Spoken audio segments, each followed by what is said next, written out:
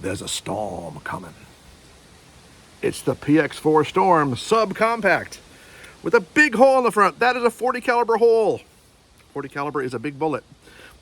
That's what the end of it looks like, the wrong end. That's the right end. I'm going to be shooting some blazers first to this little guy.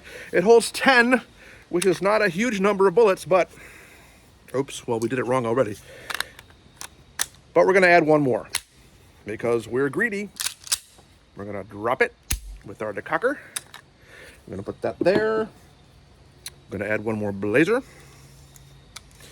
And we're going to blaze. Well, we're not going to blaze. Blaze means going really fast. Let's not go really fast. Let's go at a moderate pace, shall we? We'll do the first one double action. After that, it's going to be single action.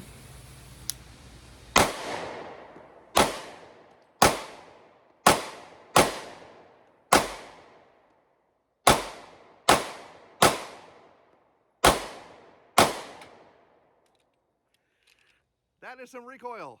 Ow, my hand. That's got some kind of sharp edges too that I definitely feel against my hand while I'm shooting it. But that's my fault, not Beretta's fault. Well, it's Beretta's fault too. Okay, let's talk about this little guy a little bit, and then we'll come back and shoot it some more. It's the Beretta PX4 Storm in 40 caliber, big hole, as aforementioned. They first started making PX4 Storms in 2004. They started making the Subcompact in 2008. They do not still make the Subcompact. They still make the PX4s. They're still on their catalog. Subcompact's not so much. The Subcompact PX4 was supposedly a reworked 9000S. I did have a 9000S. I got it after this. It looks like this. I don't have it anymore. It was just kind of, it's a fine gun. It was just surplus to my requirements. I already had this, and I really love this. It's considered, it is subcompact, but this comes from the days before there were much smaller pistols than there are now. It's kind of stout to be a concealed carry weapon. The only thing that gave me pause when I first saw it and picked it up was this. These sharp, pointy things. That's the safety and decocker. And, you know, most gun companies will make their safeties accessible, but kind of understated. Not Beretta. They were making a point, putting these devil horns on there. I don't know what that's for. And if you're used to having a Glock or a SIG with this big, blocky, flat space up here to hold on to, then that's going to get in your way. But you get used to it like anything else. I've never cut myself on it. And, I mean, other than that, this pistol has everything that I want in a pistol. It's got the hammer, it's double single action, it's got a decocker and safety, which is right there where you need it, ambidextrous. Got very nice, bright 3-dot sights. It's pretty easy to take down. It has the mag release right where you want it. It kicks it out nicely. It holds 10 rounds of 40 caliber, which is a big round. And the only thing I didn't like about it is, you can't get your pinky around it. And I'm kind of used to that. I have kind of big hands, and on a smaller pistol, that's often the case. But in 9mm, that doesn't matter. In 40 caliber, that's kind of a bigger deal. You need all the control you can get. But check that out. That's not much of a difference, but it's all the difference. That is big enough to get your pinky around.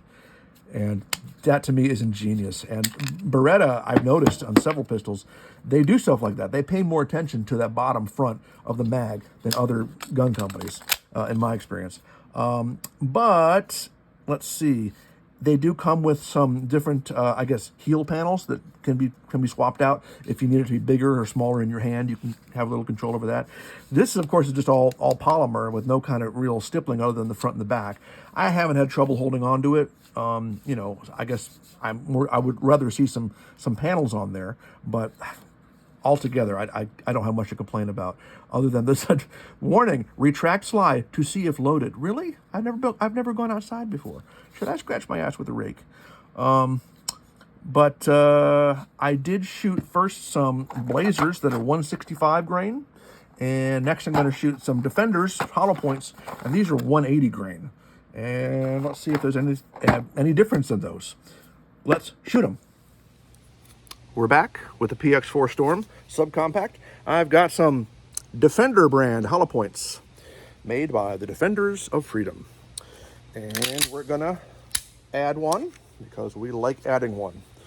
I mean, it's only got 10. That's not very many, even if they're nice big 40s with big hollow holes in the front of them. Okay.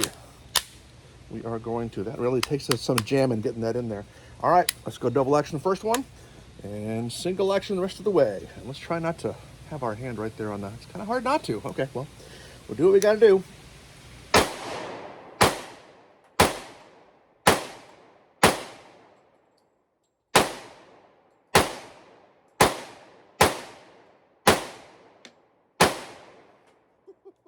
Man, those went everywhere.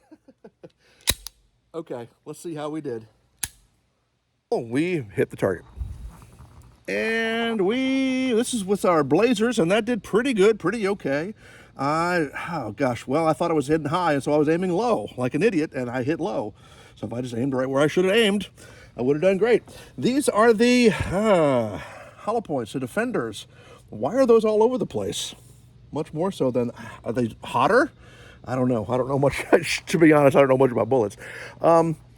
Interesting, but it is a little gun with a big round, and it's a handy little package. It is kind of stout for a concealed carry guy, but it's considered a subcompact back in the days before there were the micros, I guess. I really like it. I think it's mean looking. I think it looks pugnacious, like it wants to fight, and I would be happy to carry this.